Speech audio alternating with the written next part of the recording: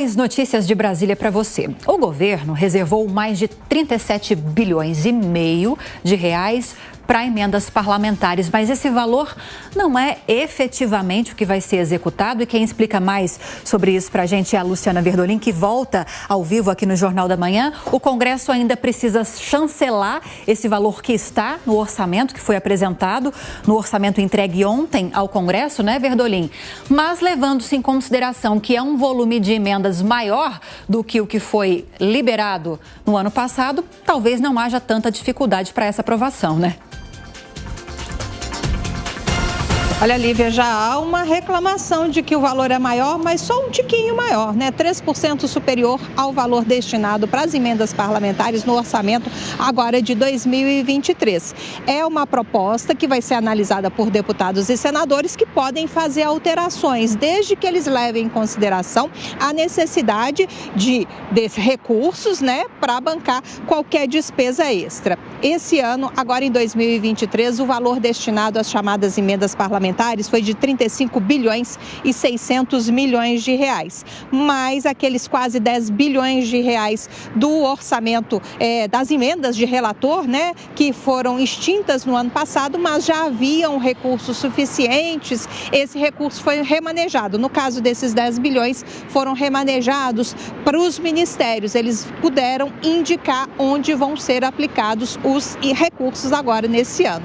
Vale ressaltar que cada parlamentar deve ter, cada deputado deve ter no ano que vem, em 2024, algo em torno de 38 milhões de reais para indicar em obras de infraestrutura nos seus estados. E cada senador, algo em torno de 66 milhões. O parlamentar indica onde os recursos devem ser aplicados. As emendas coletivas poderão chegar a 270 milhões de reais por estado. O secretário executivo lá do Ministério da Fazenda, Dario Durigan, explicou o seguinte: mudou a lógica com o fim do teto de gastos, mudou a lógica do orçamento e mudou a lógica também do crescimento das emendas parlamentares. Elas passam a ser vinculadas a um percentual da receita líquida corrente, basicamente 3% do total.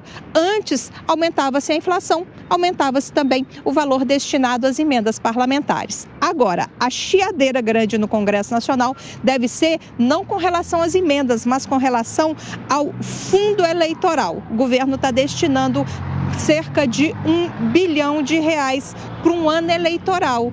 Agora, no ano passado, quando ocorreram as eleições gerais, o fundão girou em torno aí de quase 5 bilhões de reais. Luciana Verdolim segue então acompanhando essas articulações que envolvem liberação de emendas já previstas no orçamento, fundo eleitoral, e depois volta com mais informações aqui no Jornal da Manhã.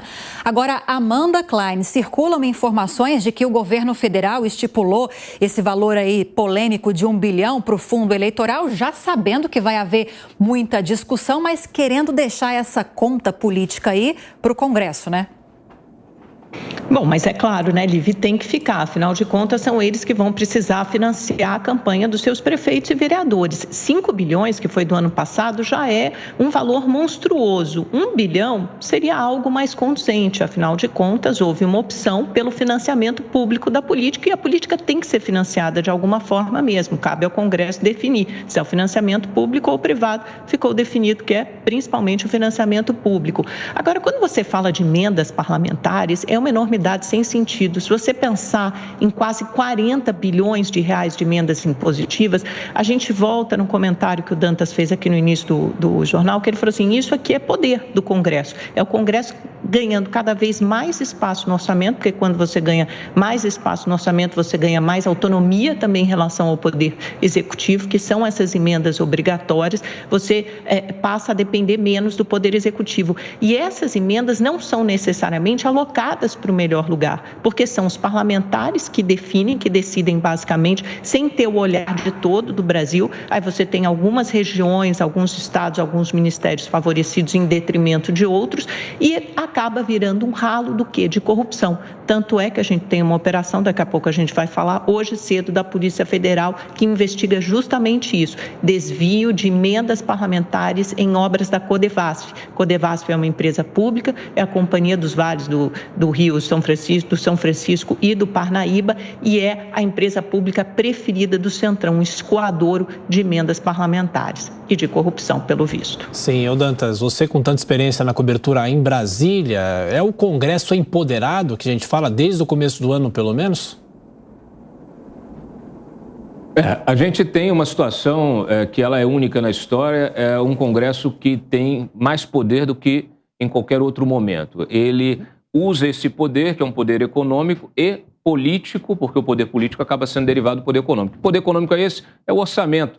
É simplesmente os recursos, os impostos que nós pagamos, e hoje o Congresso tem um controle enorme. Está aí, olha, não só hoje, ano que vem também terá aí 38 bi para poder gastar da forma que quiser. Nesse sentido, é importante que o próprio Executivo, em vez de ficar reclamando, ele crie uma forma de fiscalizar melhor. Temos a CGU, pode entrar em conversas com o TCU, que tem a prerrogativa, inclusive, de fiscalizar os gastos. É preciso haver um controle maior. Não adianta só a Polícia Federal ir lá depois, o Ministério Público, e tentar identificar desvios e recuperar esses recursos, porque isso aí o dinheiro já foi gasto e já foi desviado, dificilmente consegue, especialmente quando se fala de milhares de prefeituras no país, né? Há um balcão de negócios no Congresso, deputados muitas vezes que indicam emendas parlamentares para estados que não são os seus estados de origem, e isso precisa acabar. Como é que acaba? Com fiscalização, com punição, com o fim da impunidade. É isso que precisa melhorar para que efetivamente esse dinheiro possa ser gasto de forma correta. Eu não vejo nenhum problema em o Congresso ter maior controle sobre o orçamento. A nossa Carta Democrática, a Constituição, ela tem um perfil parlamentarista, e eu entendo que isso resolve muito do problema da relação desse presidencialismo de coalizão, que nada mais é do que a barganha constante de apoio no Congresso em troca de distribuição de recursos públicos. Isso precisa acabar. Inclusive, tem uma proposta aí circulando do deputado Danilo Forte para que se estabeleça um cronograma fixo de liberação dessas emendas, desvinculado de votações de interesse do Palácio no Congresso Nacional. Se isso for para frente, melhora muito o ambiente. A gente precisa realmente melhorar esse ecossistema de aplicação do dinheiro público para que esse dinheiro realmente seja aplicado na ponta, sendo devolvido em serviços, infraestrutura e benefício para a população de forma geral.